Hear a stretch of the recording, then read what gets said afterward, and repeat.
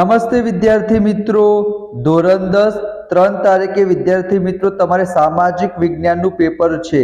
તો એના most important પ્રશ્ન આજે હું તમારી સાથે શેર કરવાનો છું. તો ફટાફટ વિદ્યાર્થી મિત્રો ચેનલને સબસ્ક્રાઇબ જરૂર કરી દેજો. સૌથી પહેલા વિદ્યાર્થી મિત્રો તમને ખબર છે વિભાગ એ માં હેતુલક્ષી પૂછાશે. કેટલા માર્ક્સના? 24 માર્ક્સના. તો મોસ્ટ ઇમ્પોર્ટન્ટ 24 માર્ક્સના હેતુલક્ષી પહેલા હું તમારી સાથે શેર કરીશ અને એના પછી વિભાગ બી, વિભાગ સી અને વિભાગ ડી આ બધા જ પ્રશ્નો મોસ્ટ ઇમ્પોર્ટન્ટ છે. બરાબર, ચલો તો સૌથી પહેલા વિદ્યાર્થી મિત્રો તમને ખબર છે ટ્રુ ફોલ્સ ને એ બધું પૂછાશે. તો અહીંયા તમે જોઈ શકો છો કે બિહારના પટના જિલ્લાના બડગાંવ નામના ગામ પાસે નાલંદા વિદ્યાપીઠ આવેલી છે. તો આ વિધાન કેવું છે? સાચું છે. લોથલ અમદાવાદ જિલ્લાના ધંધુકા તાલુકામાં આવેલું છે. તો વિધાન કેવું આવશે? ખોટું આવશે. 15 માર્ચે આપણે વિશ્વ ગ્રાહક અધિકાર દિન તરીકે ઉજવવામાં આવે છે. એ વિધાન સાચું છે. માનવ વિકાસ આંક વર્ષ 2015માં નેપાળ પ્રથમ ક્રમે છે.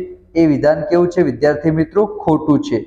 અને આતંકવાદ એ વૈશ્વિક સમસ્યા છે. હા વિદ્યાર્થી મિત્રો, એ વિધાન સાચું છે. તો તમારી પરીક્ષામાં 5 શું પૂછાશે? ખરા ખોટા પૂછાશે. બરાબર, ચલો એના પછી વિદ્યાર્થી મિત્રો 5 શું પૂછાશે?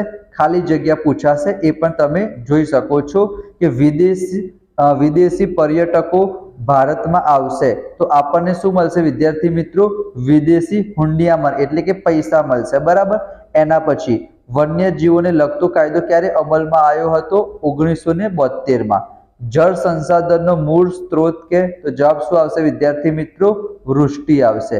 એના પછી છે કાવેરી નદીમાંથી કઈ નહેરનું નિર્માણ થયું હતું 2જી સદીમાં? ગ્રાન્ડ એનિકટ આવશે. અને ખાલી જગ્યાની રેલવે એ દુર્ગમ પર્વતીય વિસ્તારોમાં સુરંગો ખોદી શ્રેષ્ઠ ઇજનેરી કૌશલ્યનું દ્રષ્ટાંત એટલે કે ઉદાહરણ પાડ્યું છે. એમાં વિદ્યાર્થી મિત્રો કોંકણ આવશે. બરાબર, તમે જોઈ શકો છો. તો 5 ટ્રુ ફોલ્સ પૂછાશે. એના પછી વિદ્યાર્થી મિત્રો 5 ખાલી જગ્યા પૂછાશે. અહીંયા તમે જોઈ શકો છો, અહીંયા વિદ્યાર્થી મિત્રો 5 તમારા આ પ્રમાણે જોડકા પણ પૂછાશે કે હેમચંદ્રાચાર્ય ગ્રંથાલય એ ક્યાં આવેલું છે વિદ્યાર્થી મિત્રો? પાટણમાં આવેલું છે. ભારતીય સંગ્રહાલય કોલકાતામાં આવેલું છે. છત્રપતિ શિવાજી મહારાજ સંગ્રહાલય મુંબઈમાં છે અને રાષ્ટ્રીય માનવ સંગ્રહાલય ભોપાલમાં આવેલું છે. બરાબર, તો આ રીતના 5 જોડકા તમારી પરીક્ષામાં પૂછાશે. એના પછી ખાલી જગ્યા પૂછાશે. તો એ પણ તમે જોઈ શકો છો કે વર્ગખંડમાં ખેત તલાવડી વિશે વિદ્યાર્થીઓની ચર્ચા દરમિયાન રજૂ થયેલું કયું વિધાન યોગ્ય છે? તો એમાં શું આવશે? એ વૃષ્ટિ જળ સંચયની એક પદ્ધતિ છે.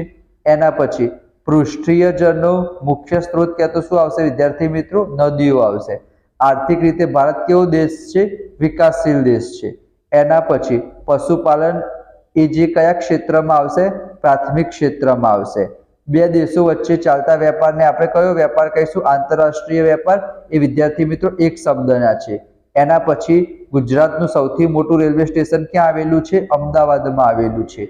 એના પછી માતા પોતાના બાળકને ઉછેરશે એને વિદ્યાર્થી મિત્રો બિન આર્થિક પ્રવૃત્તિ કહીશું. અને સેવા ક્ષેત્રમાં કઈ સેવાઓનો સમાવેશ થાય છે? રેલવે, બેંક, શિક્ષણ એ બધું તમે લખી શકો. બરાબર, આ તમારા વિભાગ એ ના 24 છે. અહીંયા 19 છે પણ આજે મેં તમને કીધું હતું. બરાબર, આ જોડકાના 4 માર્ક્સ તમે કાઉન્ટ કરી દો. 5 જોડકા આવશે 20, 21, 22, 23, 24. તો આ મોસ્ટ ઇમ્પોર્ટન્ટ પ્રશ્ન હતા. એના પછી વિદ્યાર્થી મિત્રો જો આપણે વિભાગ બી ની વાત કરીએ તો એ હું પણ વિભાગ બી તમને બતાવી દઉં. અહીંયા તમે જોઈ શકો છો જે મોસ્ટ ઇમ્પોર્ટન્ટ પ્રશ્ન છે. બરાબર, અહીંયા તમે જો નેગ્રીટો કોઈ પણ એક પ્રજા વિશે તમારી પરીક્ષામાં પૂછાઈ શકે છે. બરાબર, એના પછી પાટણના પટોળા વિશે. એના પછી આ માટીકામ કલાવાળો છે. કોણાર્કનું સૂર્ય મંદિર છે. જંગલ વિનાશના કારણો છે. બરાબર, ચૂનાના પથ્થરના ઉપયોગો છે. જ્યાં પણ વિદ્યાર્થી મિત્રો અંડરલાઈન કરું છું એ તમે સ્ક્રીનશોટ લઈ લેજો. બરાબર, એના પછી વિદ્યાર્થી મિત્રો પૂર્વનું માન્ચેસ્ટર, સનરાઈઝ ઇન્ડસ્ટ્રી, સન ઉદ્યોગ. એના પછી આતંકવાદની સામાજિક અથવા આર્થિક અસર પૂછાઈ શકે છે. બરાબર, સાંપ્રદાયિકતા દૂર કરવાના ઉપાયો. જો આપણે વિભાગ સી ની વાત કરીએ તો અહીંયા તમે જોઈ શકો છો આ એક કયા સ્તૂપનું ચિત્ર છે, કયા રાજ્યમાં આવેલું છે અને કયા ધર્મના સ્થાપત્ય કલાનો અમૂલ્ય નમૂનો છે.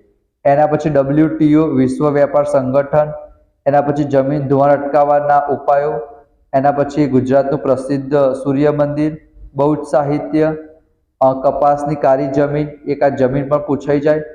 એના પછી આ ચિત્ર ISI છે, બરાબર, FPO છે, MPO છે, એના વિશે તમારે જણાવવાનું છે.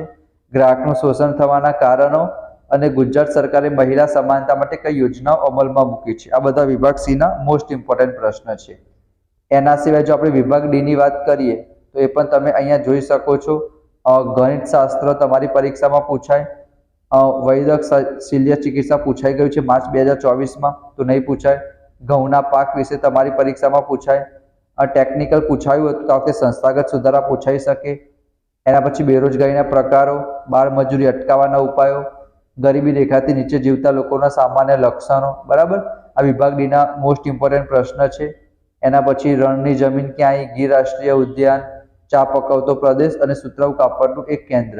તો આ પ્રમાણે તમારી પરીક્ષામાં પૂછાય, બરાબર. આજે મેં તમને કીધા હતા 5 માર્ક્સના જોડકા, એ તમે અહીંયા જોઈ શકો છો, બરાબર. ધોળાવીરા, જરીકામ, કાજીરંગા, બોક્સાઇટ અને વિશ્વ વેપાર સંગઠન, બરાબર. તો આના આન્સર પણ અહીંયા હું તમને બતાવી દઉં વિદ્યાર્થી મિત્રો. અહીંયા તમે એના આન્સર પણ જોઈ શકો છો. સ્ક્રીનશોટ લેવો હોય તો લઈ લેજો, બરાબર. ધોળાવીરા ક્યાં આવ્યું? કચ્છમાં આવ્યું. જરીકામ સુરતનું ફેમસ છે, તમને ખબર હશે. કાજીરંગા ક્યાં આવ્યું? અસમમાં આવ્યું. બોક્સાઇટ એલ્યુમિનિયમની કાચી ધાતુ અને WTOનું ક્યાં આવ્યું વિદ્યાર્થી મિત્રો? જીનીવામાં આવ્યું, બરાબર. જીનીવામાં આવ્યું, વિશ્વ વેપાર સંગઠન. તો અહીંયા તમે જોઈ શકો છો આ મોસ્ટ ઇમ્પોર્ટન્ટ પ્રશ્ન હતા. કયા ચેપ્ટર તમે કરશો તો ખૂબ જ સરસ માર્ક્સ આવી જાય. હું આવા 3 થી 4 પેપર અપલોડ કરીશ, એનામાંથી જ પૂછાશે વિદ્યાર્થી મિત્રો. તો તમે ચેનલને સબસ્ક્રાઇબ કરી દેજો ના કરી હોય તો, જેથી બીજા પેપર અપલોડ કરું તો તમને ખબર પડે. અને એના સિવાય બીજા બધા વિષયના પણ આપણે વિડીયો અપલોડ કર્યા છે, તો એ બધા જ વિડીયો વિદ્યાર્થી મિત્રો જોઈ લેજો. આપણે મળીશું નેક્સ્ટ વિડીયોમાં. ત્યાં સુધી જય Shri Krishna, Radhe Krishna. Thank you so much.